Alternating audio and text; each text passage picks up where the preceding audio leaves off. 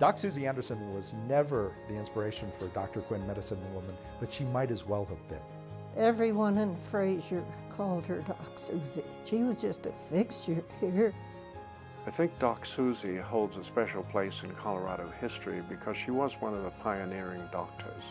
When she had to deal with railroaders and the timber workers, she could be tough.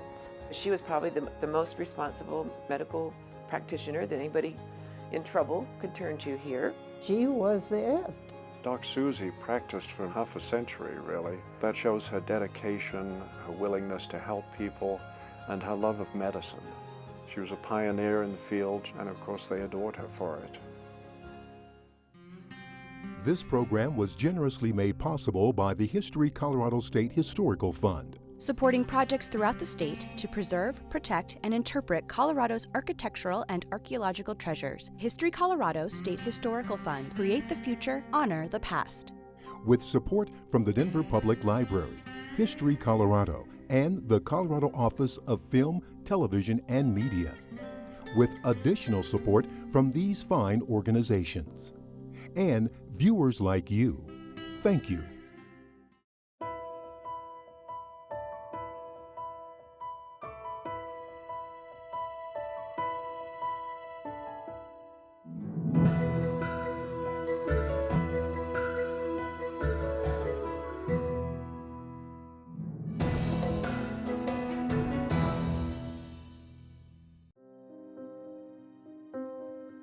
At the start of the 20th century, good health care was difficult to find no matter where you were.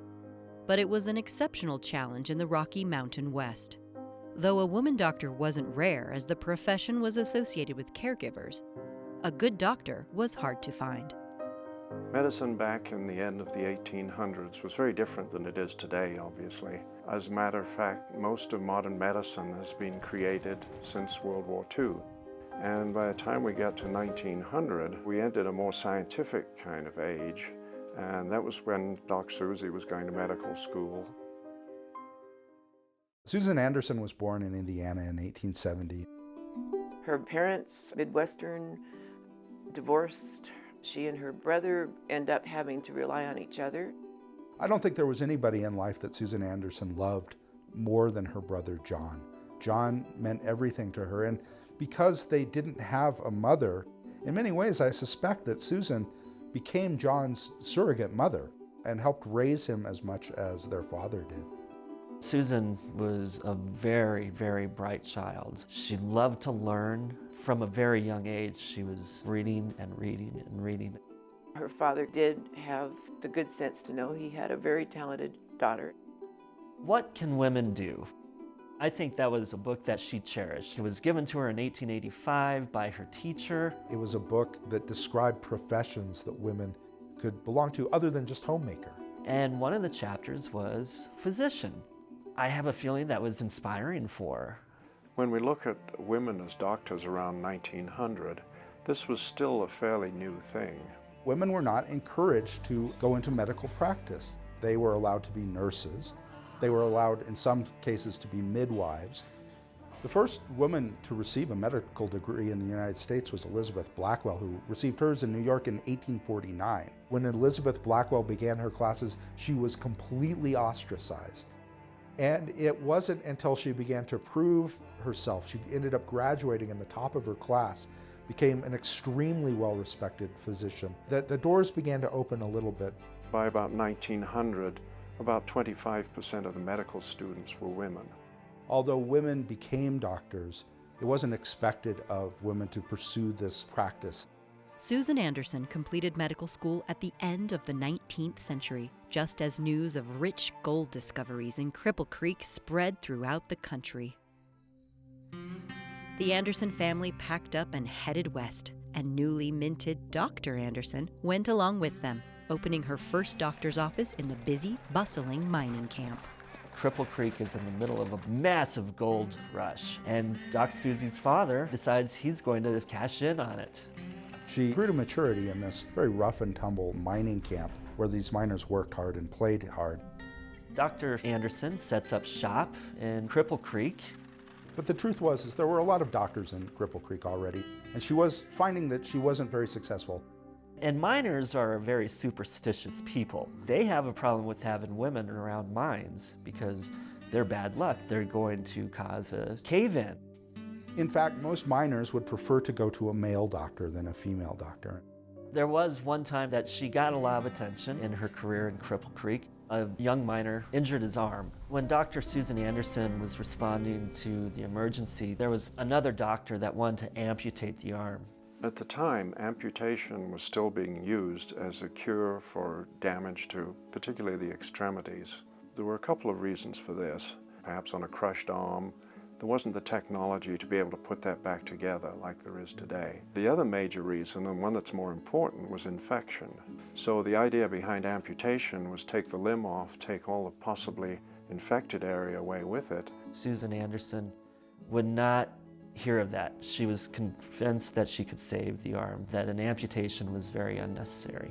You can imagine the reaction from the other miners, not to mention the one miner himself that had his arm saved. There was this lady doc that was able to successfully treat one of the miners and have a very good outcome. So that enhanced her reputation. As Dr. Anderson was building up her career in Cripple Creek, she also became involved with a fella. She fell in love with the young man who was only known in her diaries as W.R. And W.R. And Susan Anderson became engaged, but W.R. left Anderson at the altar, literally abandoned her on her wedding day. It's believed that Susan's father didn't care for the guy, so he manipulated him into leaving Susan at the altar. And within just a few days of that, her brother became very ill with pneumonia and died soon after. So she lost probably the two men who at that point in her life meant the most to her, her fiance and then her beloved brother John. When Susan was young, she and her father got along really well, but as Susan became older, the tension between them became more and more palpable, to the point where Susan and her father really became estranged. Her father seems, this is a technical term, I guess you could say, her father seems to have been a jerk some of the time.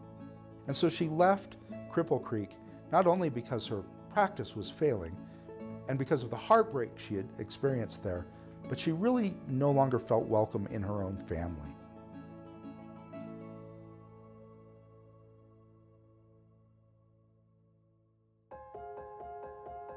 There was this brief interlude between her journeys in the West, and she goes out east. After that brief time, Susan Anderson returns to Colorado. She comes to Denver and starts to practice again. But the competition in Denver is far worse than it was in Cripple Creek. Ultimately, she moved to Greeley, where, again, she couldn't find work as a doctor and out of desperation, turned to nursing as a profession. Think about that for a moment. This is a woman who was trained in one of the best state medical colleges in the country at the time. And yet, because of her gender, she's relegated to changing bedpans, taking temperatures, prepping patients. But then something else happens that is even harder, and she gets tuberculosis. Before antibiotics were developed, tuberculosis was one of the very common diseases. At the time, there was no way to cure it. So doctors felt that the best thing was a good course of rest and a warm, sunny climate.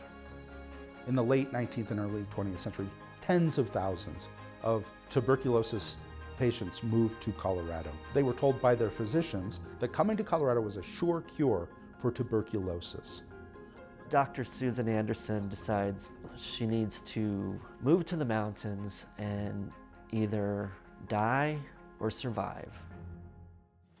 Doc Susie, small, frail, and coughing up blood, boarded a train to Fraser with all of her worldly possessions and her fluffy white dog.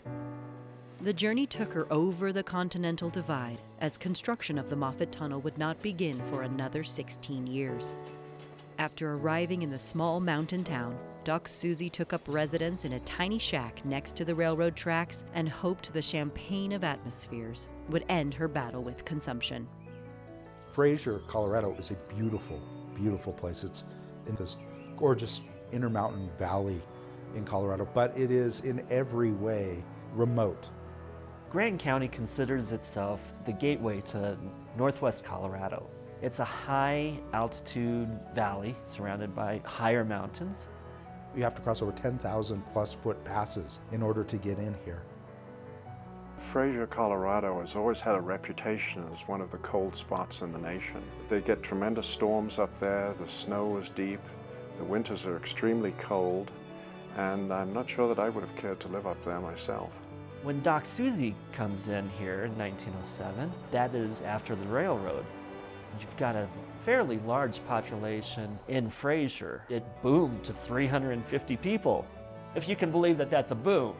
She would spend a lot of her time sleeping outdoors under piles and piles of blankets in the cold Fraser air with the idea of restoring her health. She exercised, she was vigorous, and she walked a lot, and she got quite fit. She was about as healthy as anybody here.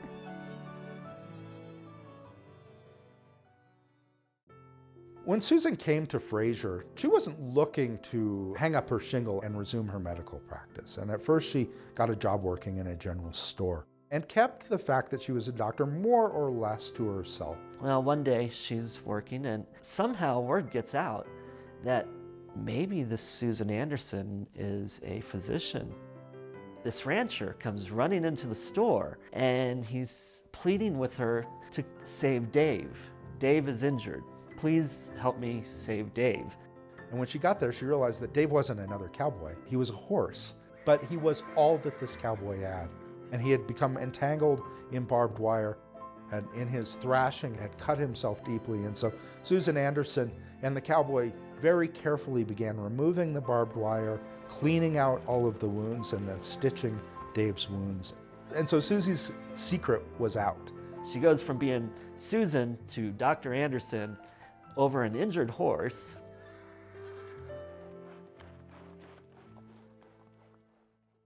As a woman physician, she was automatically more comfortable with female patients. Ranchers' wives, women in the community, prostitutes would come to Doc Susie with what they delicately called feminine complaints, reproductive issues, pregnancy, childbirthing. It was really the ranch wives and the ranch women who kind of broke the ice for Doc Susie. Being a doctor out in the West at that time was typically a rural practice. Either the doctor went to the patient, or else the patient would come into his office. So if you had a patient 30 miles away, it may take you 4 hours to get there, treat the patient, and then another 4 hours coming back. She would walk for many, many miles to take care of a patient through the snow and rain and sunshine. Susan Anderson did not own a horse. She did not own a car. She walked, or she snowshoed, or she skied. When it was 50 below, she dressed warm because sometimes she walked out to ranches to treat people.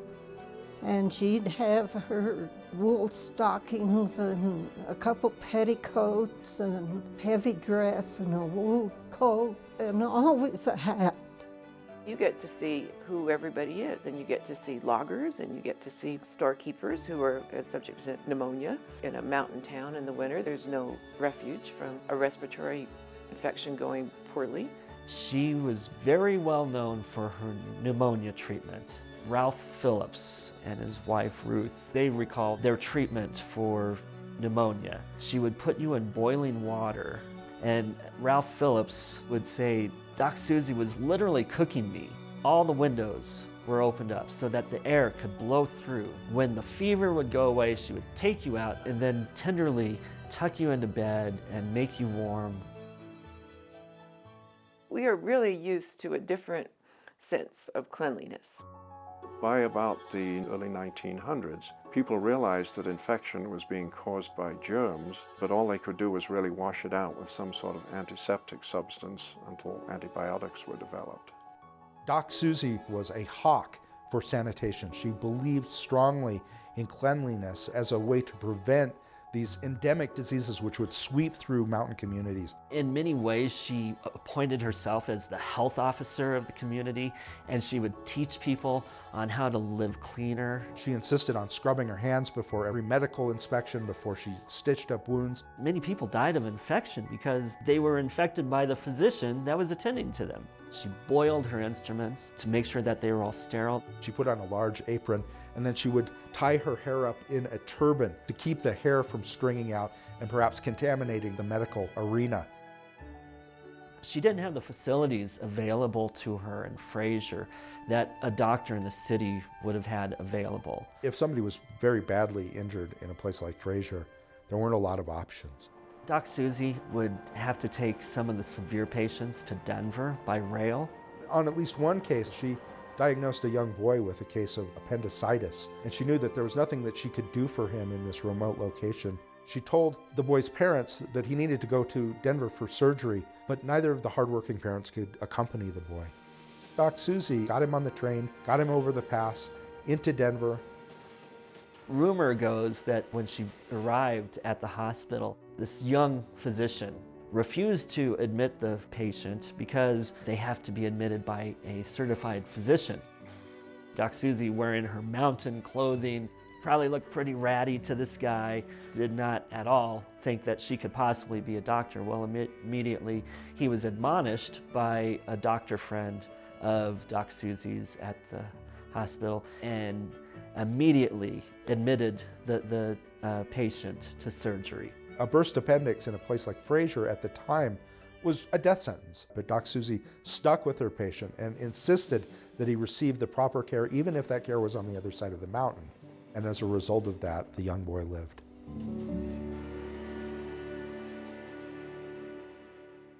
One of the dangers of living in a rural community around the turn of the century is that there could be a lot of industrial accidents. Where Doc Susie was, there was a lot of logging and railroading, of course, and both of these were subject to all sorts of accidents. Doc Susie would be on call to help these lumberjacks with their strains and bumps and bruises and gashes and broken bones. Doc Susie was kind of revered by the loggers in Fraser, these giant Swedish loggers. I mean, these guys were big guys working in the forest.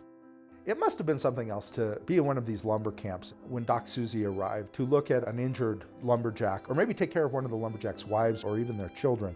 Doc Susie was about 5'1", not a real sturdy person, but not frail either. But she's so sure of herself. These big, burly lumberjacks, they kind of cowed away from her, that they were so impressed by her knowledge and her expertise and really her self-confidence. Doc Susie lived in Fraser. At first she lived in kind of a shack near the railroad tracks. She had a little office in there, but it was pretty cramped. And then the railroad was expanding its right-of-way, and so it was going to take out her shack. So Doc Susie had to find another place to live. But Doc Susie didn't have a lot of money. In providing medical services for a local rancher, she arranged a trade. He gave Doc Susie his barn for her to reconvert into a new house. The problem was the barn was on a ranch relatively far away from Fraser. The story goes is that she recruited lumberjacks to come out and disassemble the barn and remove it all the way into Fraser. Because she was very meticulous, she labeled all the logs as to how to re-erect it. Then mostly Swedish loggers came out and they tore down the barn, moved all the logs into Fraser and put it back up according to the specifications that Doc Susie had given them. She didn't buy much food at the store because she would go to different families. They never knew when she was coming, but they'd always set a place for her if she came. A lot of these people didn't pay her. They couldn't pay her. So I think that was her way of maybe getting repaid. Doc Susie arrived in Fraser alone with a broken heart from her unlucky romantic experiences in Cripple Creek. Doc Susie, when she first arrived in Fraser, you can imagine, was a pretty good catch. She was smart, she was beautiful, she was well educated, she had a promising profession, and there were a lot of unattached men. As someone who had gone to the University of Michigan, it is isolation, and it is a shortage of the kind of conversations to be with people who were just unlikely to join her in that what's new in medical thinking. What are they thinking about politics? What are they thinking about Theodore Roosevelt? Doc Susie tended to gravitate towards the managers, the white-collar workers, people who were on her own professional and maybe intellectual plane. And as a result of that, she started a relationship with a man who managed one of the lumber camps. And it went fairly well for a while until Susie learned that he was already married and that he had been leading her along. It was kind of typical of her star-crossed romantic life. As the years went on, Susie remained an integral part of Grand County. She served for a time as a county coroner to make ends meet, and she made her voice heard as a leading member of the community. I wouldn't say that Doc Susie was explicitly political. However, there were some political and social issues that meant a lot to her, and one was that the people of Grand County received the due credit that they were owed for the hard work and the sacrifices that they made. The Moffat Tunnel was one political issue that meant a lot to her. That infrastructure, people died for that. When those things are completed, there's often a failure in the guest list of who gets to come be celebrated. Crews blasted 6 miles of tunnel underneath the Continental Divide from Rawlinsville to the West Portal at today's Winter Park. This was a very expensive endeavor that required millions of dollars of investment. And so organizations like the Denver Post got involved in boosting and soliciting investments to a point where organs like the Post really began to take kind of pride of ownership, began to say that this tunnel wouldn't have existed without the advocacy of the Denver Post. After the tunnel opened, the Denver Post sponsored a special train to go through. A bunch of people in frock coats, top hats, congratulating each other and pounding in a golden spike. All the dignitaries that were connected with the tunnel went on this special excursion train. Well, Doc Susie and a few others gathered at West Portal, and as the train came out, they held up a sign saying, "The Denver Post did not build this tunnel, we did." And to have that sign there mocking the manipulators of power and, more important, giving the tribute to the people who put their lives on the line for the achievement of infrastructure, that's great. She wasn't pushing for the vote, she wasn't pushing for women's rights, she was pushing for people. Doc Susie continued to practice into her 70s and even her early 80s. And when Doc Albers died, she was the only physician remaining in Fraser. I was about 5 years old. My mother had a large growth on her neck, and she went to Doc Susie, and of course I went along.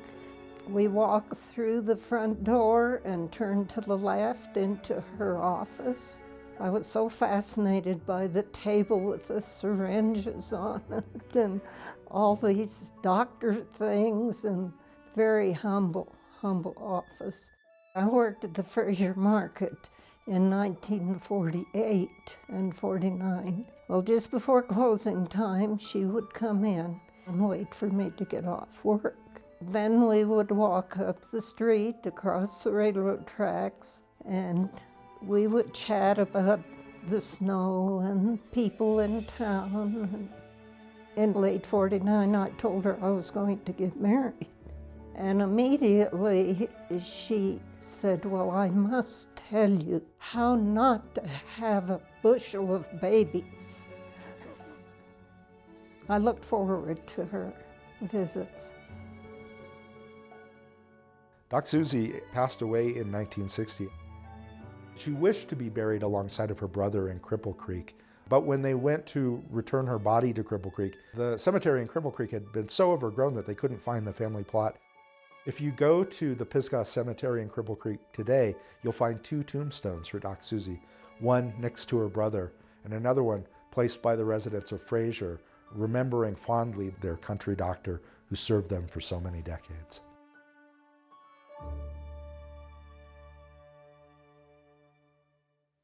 One cannot visit Fraser, Colorado today without appreciating Doc Susie's legacy. From street signs and statues to the towering 2-story cabin that once served as a hub for health, wellness, and expert treatment, the memory of the famous frontier doctor lives on. They still remember Doc Susie fondly in Fraser today. She was such an important part of the fabric of the community. To me, she's Grand County. She took care of all the old people here. And the workers and the railroaders. She was Grand County. Doc Susie instills a lot of pride into Fraser and Grand County. And they're fascinated by this strong, small woman doctor in the heart of the Rockies. The people who were doctors around the turn of the century really had to be very dedicated to their profession. They might be called out in the middle of the night in a snowstorm to travel 30 miles to tend to somebody having a baby or to a serious injury, and we have to admire them for that. Today, women physicians make up about 34% of the total population of physicians in the United States. But right now, as we speak, half of the medical students who are earning their degrees are women. Doc Susie represents a pioneer for what was possible for women. Yes, she had hardships. Yes, she had encountered prejudices and stereotypes. And did she let that stop her? Apparently not. But I think Doc Susie also represents something else. She represents the extraordinary lives of ordinary people. To live a life where you matter in so many people's lives, and to look around her home community and see people who lived because of her action and her intervention. That's a sense of achievement and meaning and what you did with your time on the planet that can't be diminished. I don't think Doc Susie would have wanted to be remembered as a hero, but I think she would appreciate the fact that her efforts made a difference in her community and helped stitch that community together with the same kind of talent that she used to stitch up an open wound.